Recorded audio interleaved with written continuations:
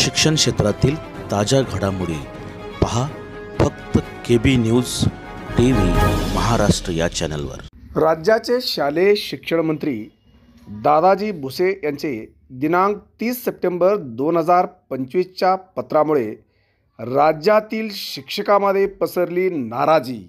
शासकीय अधिकारी कर्मचारी व त्यांच्या कुटुंबियांना महाराष्ट्र राज्य सेवा वैद्यकीय देखभाल नियम 1961 व त्या अनुषंगाने शासनाने वेळोवेळी निर्मित केलेले शासन निर्णय यामधील तरतुदीच्या अधीन राहून आकस्मिक उद्भवणाऱ्या 29 तसेच 11 गंभीर आजारावर रुग्णालयात घेतलेल्या उपचारासाठी सार्वजनिक आरोग्य विभागाच्या दिनांक 19/3/2005च्या व इतर वेळोवेळी निर्गमित केलेले शासन निर्णयान्वये वैद्यकीय खर्च प्रतिपूर्ती प्रस्ताव मंजूर करण्याची कार्यवाही विहित करण्यात आलेली आहे।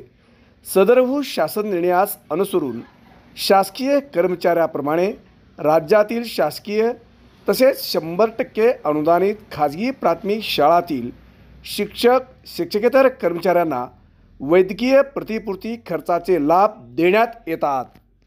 राज्यातील शिक्षक आणि शिक्षकेतर कर्मचारी व त्याच्या कुटुंबियांना कॅशलेस आरोग्य योजना लागू करण्याबाबतचा प्रस्ताव या विभागाने सार्वजनिक आरोग्य विभाग, नियोजन विभाग व वित्त विभागाकडे मान्यतेसाठी सादर केले असता सदर योजनेशी समरूप योजना आयुष्यमान भारत योजना, महात्मा ज्योतिबा फुले जन आरोग्य योजना केंद्र शासन व राज्य शासनामार्फत राबवण्यात येत आहेत।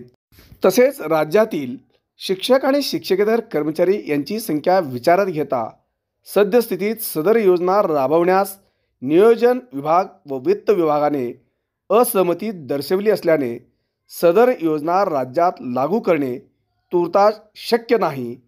उपरोक्तप्रमाणे सार्वजनिक आरोग्य विभाग, नियोजन विभाग व वित्त विभागचे अभिप्राय विचारात घेता सदर योजना राज्यात लागू करणे तूर्तास शक्य नाही असे स्पष्ट या आदेशात नमूद केल्याने राज्यातील शिक्षक नाराज आहेत। शिक्षण क्षेत्रातील ताज्या घडामोडी पहा फक्त KB न्यूज TV महाराष्ट्र या